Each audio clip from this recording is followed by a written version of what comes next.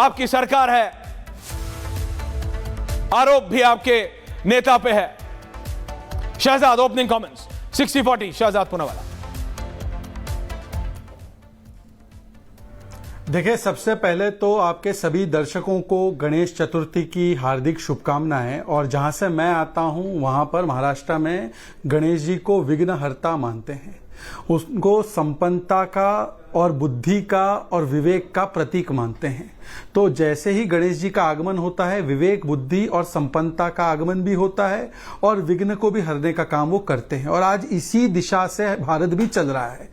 एक तो ये है कि जो विघ्न आ रहे हैं उसको किस प्रकार से टैकल करना है, उसके लिए देखिए ना कितनी विस्तृत रूपरेखा तैयार की गई है। पहले तो ये 50% टैरिफ, ये तो प्रूफ है ना 100% कि हमने कभी भी अपने हितों का, अपने सॉवरेनिटी का, अपने टेरिटोरियल इंटेग्रिटी का कोई समझौता नहीं किया। वही कर देते तो रशिया का तेल खरीदना बंद कर देते, अगर कर देते तो ट्रेड डील मिल जाता, अगर कर देते तो किसानों के हितों का नजरअंदाज करते हुए पूरी मार्केट को अमेरिकन गुड्स के लिए खोल देते।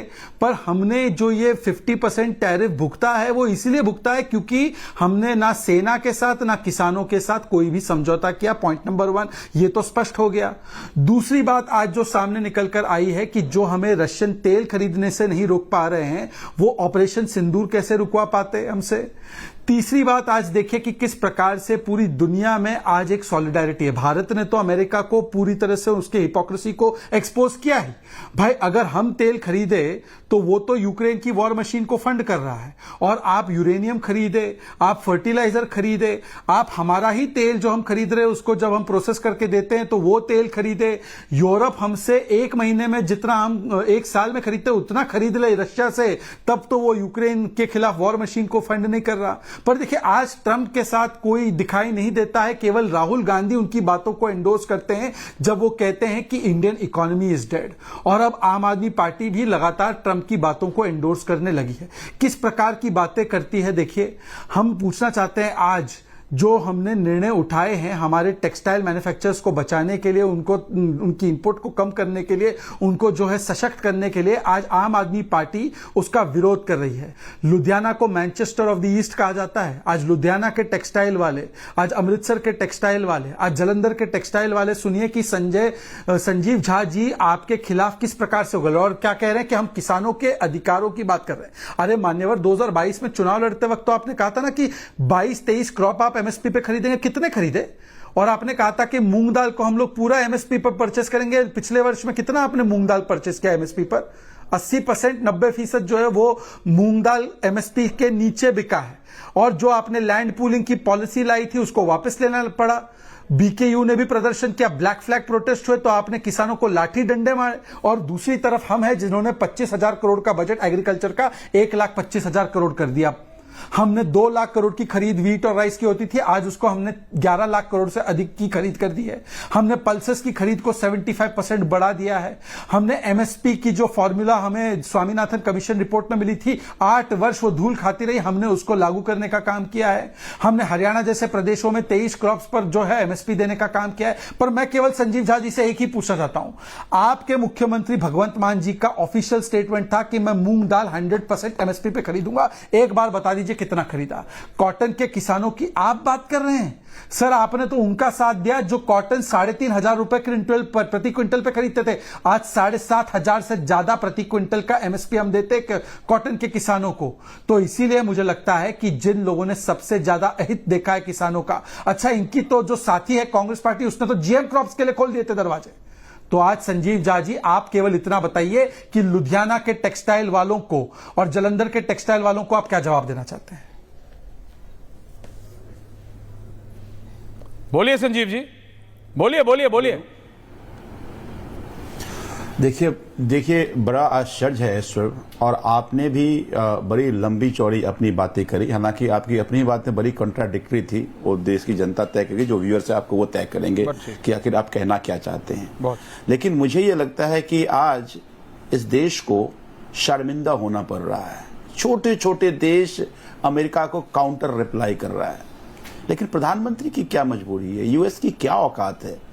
अगर वो 11% टैरिफ लगाए, हम 22% लगाएं, अगर वो 50% लगाए, हम 100% लगाए। चाइना ने करके दिखाया ना, आपने बिल्कुल एक ठीक एग्जाम्पल दिया, हिम्मत नहीं हो रही है। कनाडा ने करके दिखाया, यूरोप कंट्री ने करके दिखाया। प्रधानमंत्री क्यों चुप हैं? अपने आप को विश्व गुरु कहते थे, और वो विश्व गुरु इतनी भी लॉबिंग नहीं कर पा रहा है विश्व में कि अमेरिका को अलग थलग किया जाए। आज अपने आप को विश्व गुरु कहने वाले इतने कमजोर कैसे हो गए? किसके कारण ये कमजोर हो गए हैं? सब जानता है कि एक व्यक्ति के कारण ये देश को शर्मिंदा करा रहे हैं, देश को कमजोर करा रहे हैं, और आप ये पंजाब और राजस्थान और मध्य प्रदेश में उलझे पड़े हैं। ये वक्त है 56 इंच की सीना की बात करते थे ना आप, ये दिखाने का वक्त था। तब तो चिकन हर्ट हो गए आप।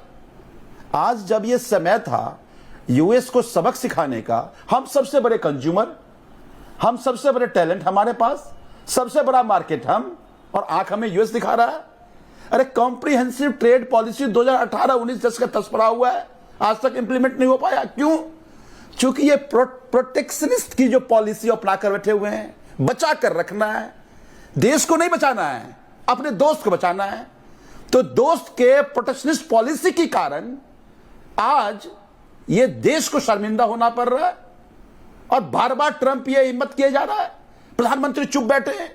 हमने ऑपरेशन सिंदूर का टाइम ही बोला था, प्रधानमंत्री क्यों नहीं बोल रहे कि हिमाकत कैसे कर सकते हो? तो तुम कौन होते हो भाई? संसद में बोल लिया, हर जगह बड़ी बड़ी बातें करते हैं भाई। बात तो ग्लोबल होती है इनकी, लेकिन सॉल्यूशन जीरो है उनका। तो आज देश ये जानना चाह रहा है कि आपकी इस चुप्पी को क्या समझे। आप पंजाब के कॉटन की बात तो कर रहे हैं, पंजाब के मूंग की बात तो कर रहे हैं, लेकिन यूएस बार बार जलील कर रहा है, ट्रंप बार बार जलील कर रहा है, प्रधानमंत्री चुप्पी साधे हुए हैं। तो जब बात देश की आएगी, एक बात समझिए कि आज वो सब लोग जो इस देश के गौरव को, जो इस देश के सम्मान से समझौता नहीं चाहते हैं, वो खिलाफ खड़े हैं। और जो वो साथ खड़ा है, आज जो वाहवाही जो कर रहा है, वो देश के साथ गद्दारी कर रहा है। मैं एक बात बता दूं आपको, मैं भारत के को विश्व गुरु बनने की वो सारी क्षमताएं, लेकिन आप देश के नेताओं के चिकन हर्ट के कारण, प्रधानमंत्री के बैड गवर्नेंस के कारण, और 12 साल पूरे विश्व घूमते रहे, लेकिन जब जरूरत पड़ी भारत के साथ खड़े होने की, तो लॉबिंग नहीं कर पा रहे हैं आप। तो इसलिए ये बड़ी बड़ी बातें करना सजाद बंद कर दो। आज देश की जनता के मन में बहुत सारे सवाल हैं।